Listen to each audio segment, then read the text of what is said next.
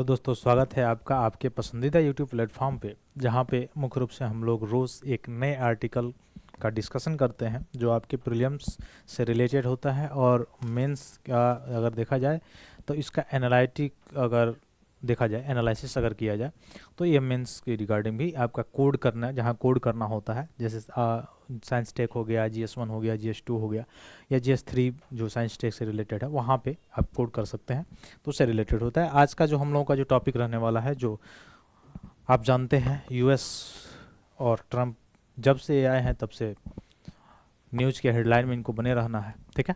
तो खैर यहाँ पे तो ट्रम्प से रिलेटेड नहीं है, लेकिन हाँ यूएसए से संबंधित ही है आर्टिकल आपसे।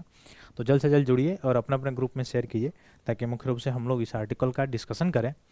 आर्टिकल क्या है कि अमेरिका की एक निजी कंपनी है, फायरफ्लाई एरोस्पेस, जिसका नाम क्या है, फायरफ्लाई एरोस्पेस। फायर समझा वो वाला नहीं, ठीक है। तो फायरफ्लाई एरोस्पेस जो है, ये कंपनी कहाँ की है, अमेरिका की है। आपको पता ही है अमेरिका बहुत पहले से ही प्राइवेट, अभी हम लोग अब शुरू किए हैं पीपीपी मॉडल वगैरह। अमेरिका तो पहले से आप जानते ही हैं, वहाँ की अर्थव्यवस्था पूंजीवादी अर्थव्यवस्था, हालांकि पूर्णतः पूंजीवादी तो नहीं कहा सकता है, इकोनॉमिक्स आप पढ़े होंगे तो पता होगा आपको, ठीक है। तो फायरफ्लाई एरोस्पेस ने क्या किया है, एक ब्लू घोस्ट मिशन जो है वह योजना बना रहा है चंद्रमा पर भेजने के लिए, ठीक है।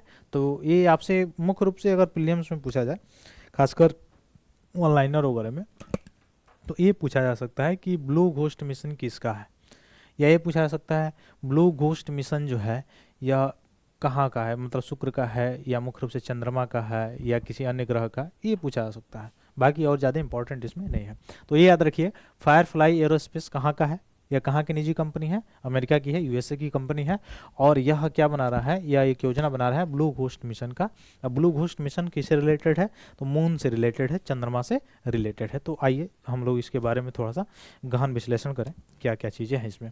तो ब्लू घोस्ट मिशन के बारे में अगर आप देखेंगे तो फायरफ्लाई एरोस्पेस का ब्लू घोस्ट जो चंद्र लैंडर है, एक अत्यंत तनावपूर्ण ऊर्जा चलित आवरण के बाद सफलतापूर्वक चंद्रमा के मैरे क्रिश्चियन क्षेत्र में उतर गया है। तो इसने भेजा भी है और उतार भी दिया है चंद्रमा पे।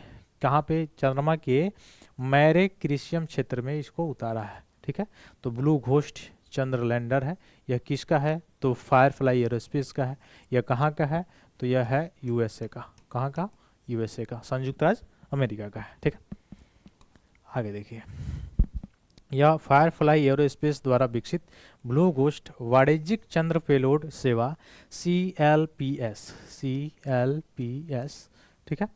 तो CLPS कार्यक्रम के भाग के रूप में 10 नासा पेलोड ले जा रहा है, जिसका उद्देश्य क्या है कि निजी क्षेत्र की प्रतिस्पर्धा के माध्यम से चंद्र वाणिज्य को क्या करना, प्रोत्साहित करना, ये मुख्य रूप से इसका काम है।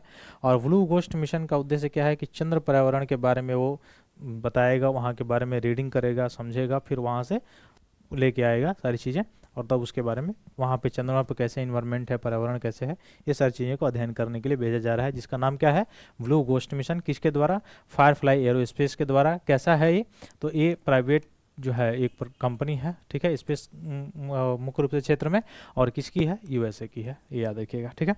तो लैंडर में चंद्रमा की मिट्टी के नमूने एकत्र करने के लिए एक वैक्यूम तथा एक सतह से 10 फीट यानी 3 मीटर नीचे तक का तापमान मापने के सक्षम एक ड्रिल इसमें करने की भी योजना लगाई गई है, कि वहाँ की चंद्रमा का तापमान मापा जाए, वहाँ का पर्यावरण के पता लगाने के लिए, ठीक है। वहाँ की मिट्टी को भी वह एकत्र करेगा, चट्टानों के बारे में अध्ययन वगैरह करने के लिए, इसके लिए भेजा गया है, ठीक है। लैंडर यहाँ के चंद्रमा के आंतरिक भाग से ऊष्मा प्रवाह का अध्ययन करेगा, जिससे वैज्ञानिकों को इसके तापीय विकास को समझने में मदद मिलेगा चंद्रमा का।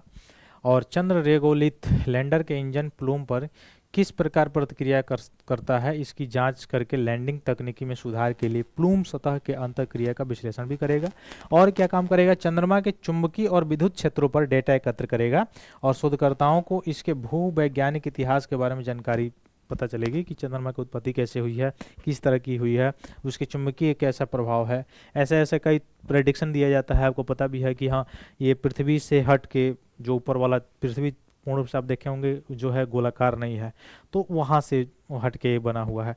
तो इस सारी चीज़ों का अध्ययन करने के लिए लैंडर जो है लगभग 14 पृथ्वी दिवसों तक, जो कि एक पूर्ण चंद्रग्रहण दिवस के बराबर है, वैज्ञानिक जांच और प्रौद्योगिकी प्रदर्शन वहाँ पे करेगा, जांच पड़ताल करेगा, और फिर वहाँ से, तो मुख्य रूप से इसका पीछे का थॉट जो है वो यही है कि वहाँ के पर्यावरण के बारे में पता किया जाए, वहाँ की चट्टानें कैसी हैं, कैसी प्रकृति है उसकी, कि उसमें चुंबकत्व कैसा है, या मुख्य रूप से अगर देखा जाए तो विद्युत क्षेत्र कैसा है, ठीक है। ये सारी चीज़ों का क्या करना है, अध्ययन करना है, ठीक। अभी आप देख पा रहे होंगे ब्लू घोस्ट मिशन में जो भेजा जा रहा है रोवर जो है, ठीक, जो वहाँ पे लैंडिंग करता है, उतरता है रोवर, तो उसके बारे में आप देख पा रहे होंगे क्या क्या है इसमें। 1X बैंड एंटीना लगा हुआ है, 3 सोलर पैनल इसमें लगे हुए हैं, 6 कार्बन फाइबर टैंक्स लगा हुआ है। हालांकि ये आपके एग्जाम्स के लिए इंपॉर्टेंट नहीं है, ठीक है, फिर भी आप देख सकते हैं इसको। 4 जो है सॉक्स एस्फोरियन लेग्स लगे हुए हैं। फिर मेन इंजन है जो एक 1350 डिग्री सेल्सियस 2462 डिग्री फ़ारेनहाइट पर ऑपरेट हो सकता है। फिर 2 विजन नेविगेशन कैमरा इसमें लगे हुए हैं, फिर ठीक है। फिर 8 RCS थ्रस्टर लगे हुए हैं, 12 ACS थ्रस्टर लगे हुए हैं, 49 जो है कार्बन फाइबर स्ट्रट्स लगे हुए हैं, 3 एस बैंड एंटीनाज लगे हुए हैं इसमें। ये सारी चीज़ें इसमें ये जो बनाया गया है, ठीक, घोस्ट रीडर जो है। तो ब्लू घोस्ट मिशन पहला है, स्टैंडिंग 2 मीटर 2.6 मीटर टाल एंड 3.5 मीटर वाइड है, चौड़ा है, ठीक है। तो इससे रिलेटेड इसका वजन जो है 469 किलोग्राम मास है, विद 10 नासा के 10 पेलोड भी लेके जा रहा है, इसलिए इसका वजन टोटल मिला के 469 किलोग्राम है, ठीक। तो ये सारी जानकारियाँ थी जो आपके प्रीलिम्स के लिए कुछ एक आध पॉइंट जो इंपॉर्टेंट है ऑनलाइनर के लिए, बाकी ज़्यादा इंपॉर्टेंट तो है नहीं, ठीक है। हाँ, इसरो से रिलेटेड रहता तो मेंस के लिए आपके कुछ ज़्यादा इंपॉर्टेंट रहता, मेंस के लिए ज़्यादा उतना इंपॉर्टेंट नहीं है, ठीक।